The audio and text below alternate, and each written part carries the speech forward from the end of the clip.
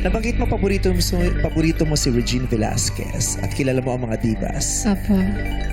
Kilala mo naman si Kuli Desma, hindi ba? Apo. Isa siya sa mga sikat na diva sa Pilipinas. Ang tawag sa kanya ay Philippines Pop Diva.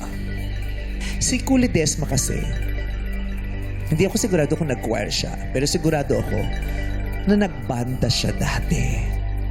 Kumakanta siya sa isang banda. Actually, marami siyang grupong nasalihan. Pero, ano ba ang pangalan nitong iconic show band na kinabilangan dati ni Kuli Desma? Na kinabilangan din nila Angeli Pangilinan at Fede Los Reyes.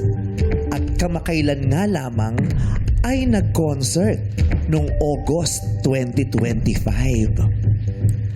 Ano bang pangalan nitong iconic na show band na dating kinabilangan ni Kuli Desma na ngayon ay kinikilalang pop diva?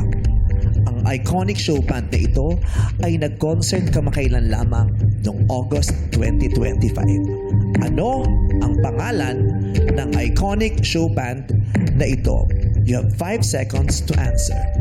Go! Sampaguita. Sampaguita. Sampaguita! Ang binigas na sagot ni Ate Rich. Sampaguita nga ba ang pangalan nitong iconic show band na kinabilangan dati ni Kuli Desma, Fede Los Reyes at Jelly Pangilinan na nag-concert kamakailan noong August 2025? Is Sampaguita correct? May iuwi mo kaya ang 150,000 pesos? Ate Rich, Sampaguita is...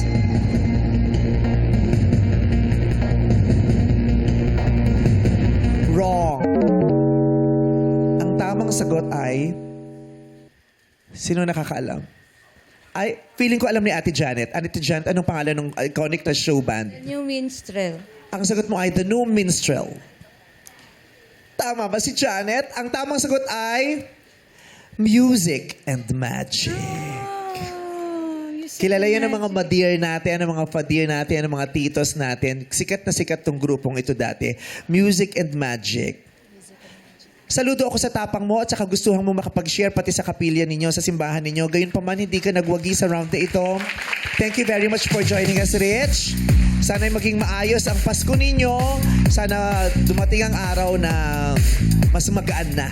Mas magaan na para sa inyong lahat. Lalong-lalo na para sa mga bata. Okay. God bless you, Rich. Thank you so much po. God bless you sa ating mga choir members na naglaro ngayon. Maraming salamat